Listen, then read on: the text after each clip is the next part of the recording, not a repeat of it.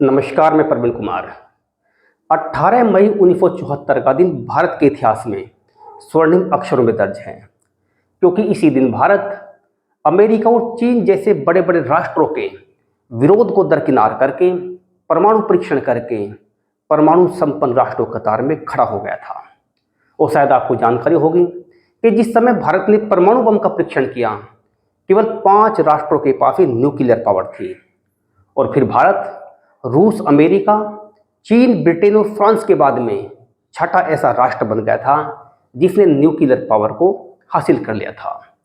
हालांकि परमाणु परीक्षण के बाद में अमेरिका ने भारत पर अनेक प्रकार के आर्थिक प्रतिबंध लगा दिए थे, लेकिन तत्कालीन प्रधानमंत्री श्रीमती इंदिरा गांधी ने इन आर्थिक प्रतिबंधों की कोई भी परवाह नहीं की थी।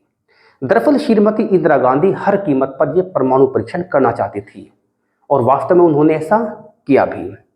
दरअसल वर्ष 1966 में जिस समय श्रीमती इंदिरा गांधी प्रथम बार भारत की प्रधानमंत्री बनी, उसके एक वर्ष बाद ही 1967 में उन्होंने बार्क के तत्कालीन डायरेक्टर राजा रमन्ना को परमाणु बम के परीक्षण के संबंध में कुछ मौखिक गोपनीय दिशा निर्देश जारी किए थे।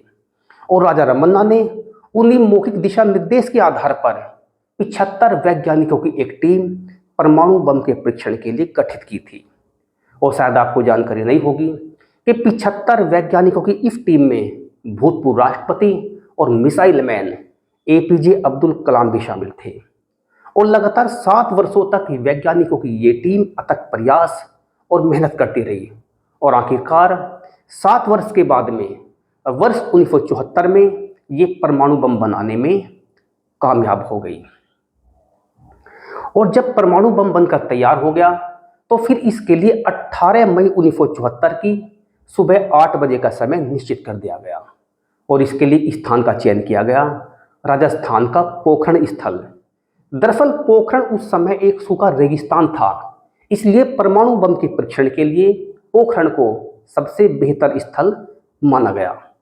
और जब यह बम बनकर तैयार हो गया तो भारत के वैज्ञानिक इसे दुनिया की नज़रों से बचाने के लिए बालू के नीचे दबाकर पोखरण में ले गए थे और वहां पर जाकर इसे जमीन में कई मीटर नीचे दबाया गया था। दरअसल ये प्रोजेक्ट इतना गोपनीय रखा गया था कि विदेशी राष्ट्रों की तो छोड़िए, भारत में भी इंदिरा गांधी के कुछ खास सहयोगों को छोड़कर इस परीक्षण के बारे में किसी और को कोई जानकारी नहीं थी। यहां तक कि तत्कालीन राष्ट्रपति वीवी गिरी और तत्कालीन रक्षा मंत्री जगजीवन राम को भी इस प्रोजेक्ट के बारे में तब जानकारी प्राप्त हुई थी जब यह परीक्षण हो चुका था।